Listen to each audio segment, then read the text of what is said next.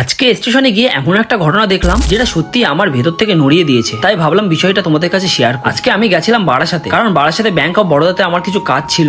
স্টেশনে গিয়ে টিকিট কেটে টাইম মতো ট্রেন আসলো, ট্রেনে উঠলাম, কিছুক্ষণ পর বারাসাতে পৌঁছালাম। বাইরে তখন প্রচন্ড রোদ আর ভীষণ ভিড়, কষ্ট হলেও হাঁটতে হাঁটতে ব্যাংকে গেলাম, কাজ সেরে নিলাম। তারপর ভাবলাম একটু খাওয়া দাওয়া করে নেওয়া যাক, তাই একটা হোটেলে গিয়ে এক প্লেট বিরিয়ানি খেলাম। খাওয়া দাওয়া শেষ করে আবার ট্রেন ধরে বাড়ির দিকে রওনা দিলাম। বিকালে স্টেশনের দিকে গিয়ে দেখি এমন একটা মানুষের সাথে দেখা হলো যাকে দেখে আমি একদম থমকে গেলাম। লোকটা দু পাই কাটা। जिसको जो भी मिलता है दे सबक नहीं मिलता मुझसे बोले मन मेरा सबको सब नहीं मिलता।